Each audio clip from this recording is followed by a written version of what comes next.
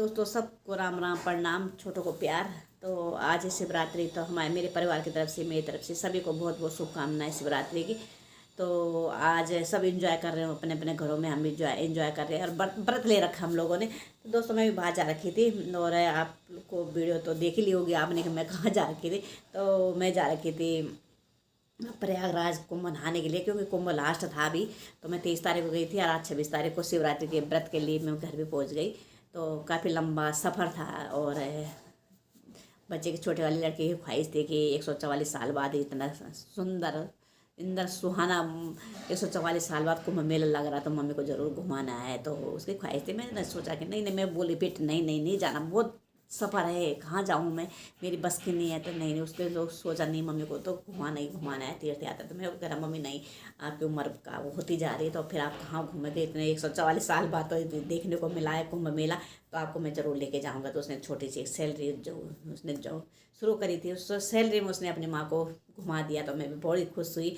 उसने मुझे जब मैं रामलला का क्या वहाँ मंदिर भी नहीं दे रखा था मैंने, तो मैं अयोध्या भी हो आई और प्रयागराज भी हो आई, कुंभ नहान भी हो आई और मैं जो अयोध्या में रामलला है उनके दर्शन भी उसने लड़की ने मुझे करवा लिए। तो मुझे बड़ी खुशी हुई और बड़ा मुझे इतनी खुशी दी मेरे बेटे ने। मुझे लग रहा है कि सभी बेटे, सभी के बच्चे ऐसे हों जैसे मेरा बेटा है। ऐसा होना भी चाहिए, जो कि उस पता है उसको कि माँ की उम्र बढ़ती जा रही। फिर 144 साल बाद ये कुंभ मेला लगा है, तो मम्मी को ज़रूर नहलाना है। तो फिर उसने छोटी सी अपनी सैलरी में मुझे जितना भी मिला 15-20 हज़ार उसने खर्च कर दी मेरे ऊपर कि बस कुंभ मेला जाना है। उसने फटाफट ट्रेन बुक करी और जाते टाइम तो ट्रेन में चले गए थे, आते टाइम उसने ओला बुक कर दी। तो उसमें जब मेरे पैर में थक गए थे चार। पर जब हम दोस्तों वहाँ पे गए कुंभ मेला में, तो बहुत कुंभ मेला में बहुत अच्छा लगा मुझे। और जब लला है अयोध्या में, बहुत अच्छा योगी जी ने बहुत अच्छा कर रखा है, सुविधाएँ बहुत है। पर मुझे ऐसा लगा कि 4 घंटे मैंने चले हम लोग, और पैरों में बहुत दर्द हो रहा है। तो 4 घंटे हमने खूब चक्कर लगाए रामलला के। तो दर्शन भी बहुत हुए थे। जब जाए गए तो बहुत भीड़ थी, धक्के मुक्के लग रहे थे, इतनी भीड़ थी, हद से ज़्यादा भीड़, क्योंकि लोग प्रयागराज जा रहे थे वहीं से वही अयोध्या भी जा रहे हैं कि दोनों तरफ से दर्शन कर दीजिए। मैं गई थी, मुझे भी यही ख्वाहिश थी, मैं जब जाऊंगी तो दोनों दर्शन करके आ जाऊंगी।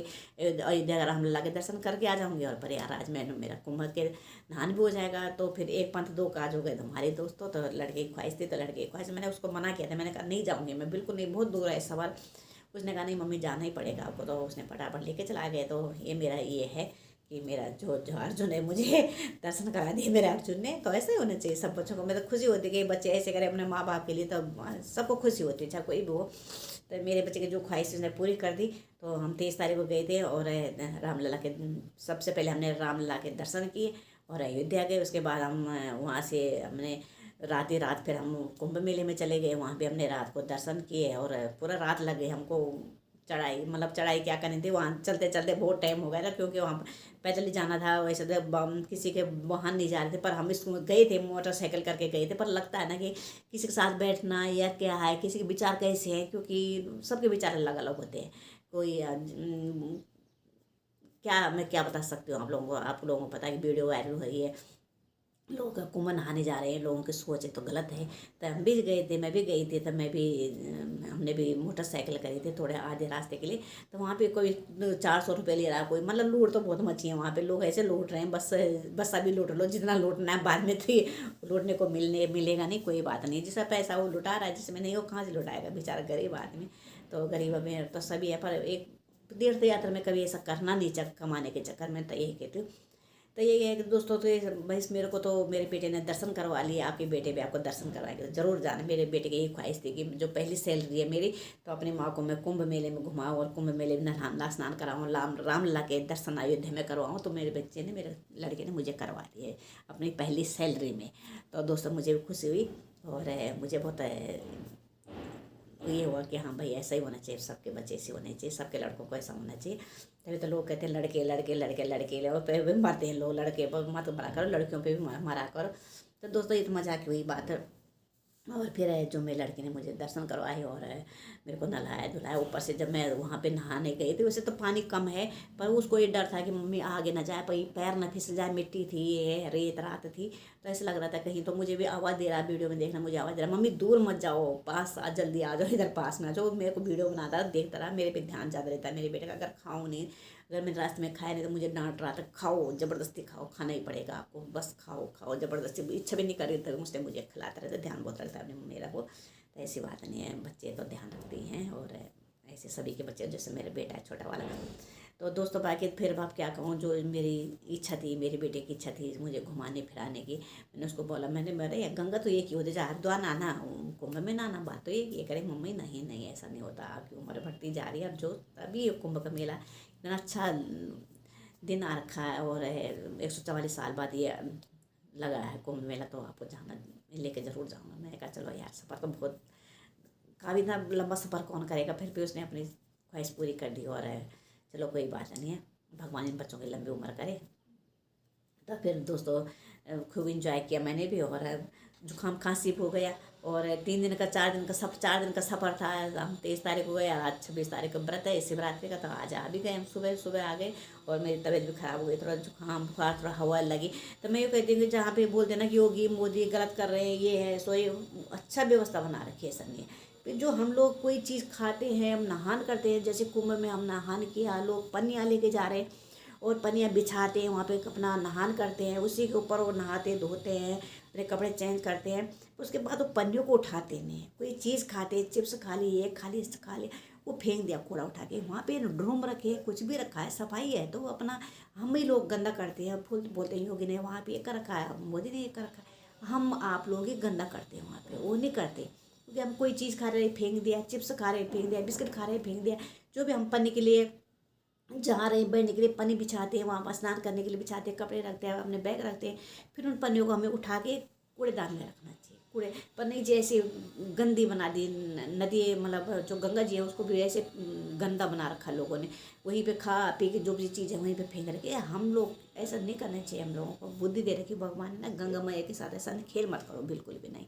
फिर बोलते हैं कि मोदी जी ने, अब कमेंट करते हैं मोदी जी ने गंदा यहाँ पे कल मचा रखा, मोदी जी योगी जी ने ऐसा करा, योगी यार मोदी जी जो नंबर 1 नेता है ना, उन्होंने बहुत अच्छा कर रखा सुविधा।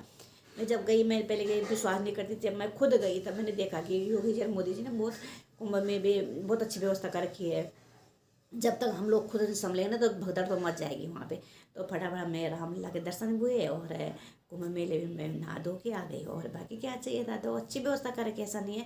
पर 4 घंटे तो फिर जब तक बोलते हैं ना, जब तक आप कष्ट नहीं उठाओगे तो आपको कोई चीज़ नहीं मिलने वाली। तो मैंने भी कष्ट उठाया, मैं भी 4 घंटे तक चलती रही, लाइन में चलती रही रामलला के दर्शन करने के लिए। फिर दर्शन हो ही गए हम लोगों को, फिर ऊपर रामलला के सामने दर्शन हुए, थोड़े से दर्शन करे, पर पुलिस भी तक धक्का लगाई रखी थी, इधर उधर धक्का मारने में कि भाई कैसे पब्लिक को संभालो, करोड़ों लोग आ रखे हैं, बताओ करोड़ों लोग आ रखे हैं वहाँ पे, तो पुलिस कैसे संभालेगी, है ना।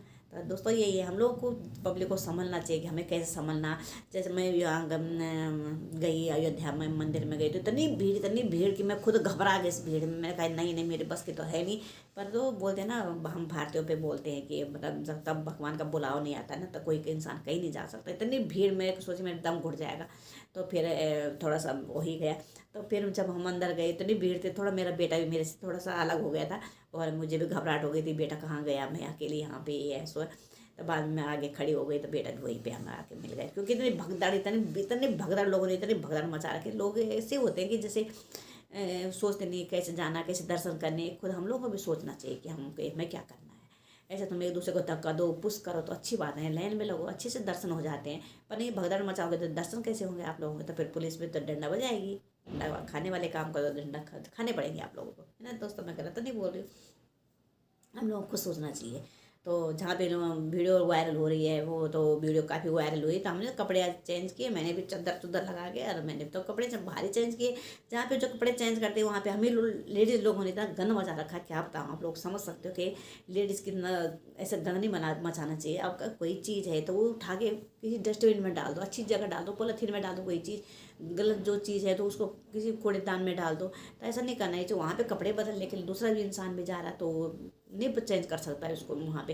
तो मैं वहाँ पे चेंज नहीं कर पाई बिल्कुल भी ना। मैं तो बाहर से 2 चादरें लेके गई और अपना स्टॉल लेके गई, तो हमने पीछे से बच्चों ने पकड़ा, मैंने नहान किया, उसी में मैंने कपड़े चेंज करे, क्योंकि वहाँ पे जाना मुश्किल हो रहा था कि कैसे कपड़े चेंज करें।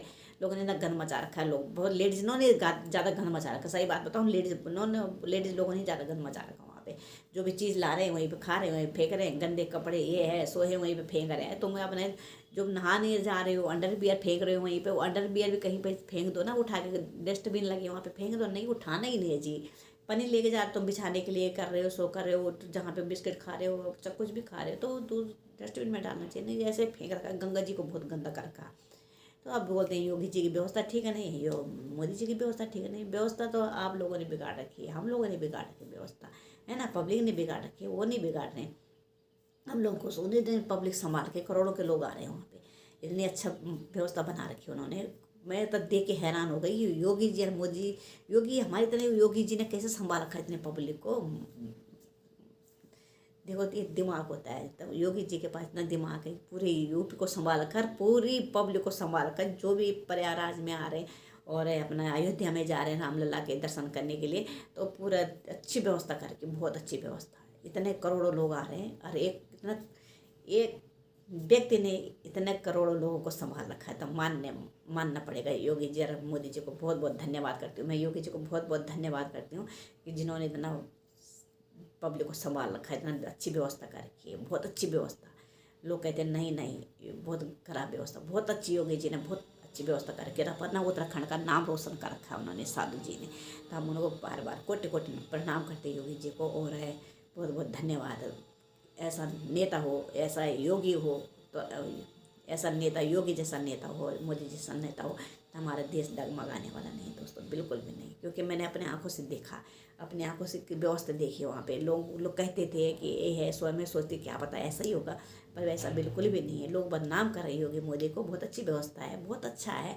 पर हम लोग जो है, मैं कहती हूँ हम ही लोग गंद मचाते हैं। योगी मोदी थोड़ी वहाँ पे गंद मचा रहे, खाओ। योगी मोदी थोड़ी खा रहे कोई चीज़, बिस्किट खा के, कुछ चीज़ खा के, नहा धो के वहाँ पे कपड़े फेंक रहे हो, या पनीर ले जाके वहाँ पे फेंक रहे हो, तो मोदी थोड़ी कर रहा है ना, योगी कर रहा है, हम लोग तो कर रहे हैं।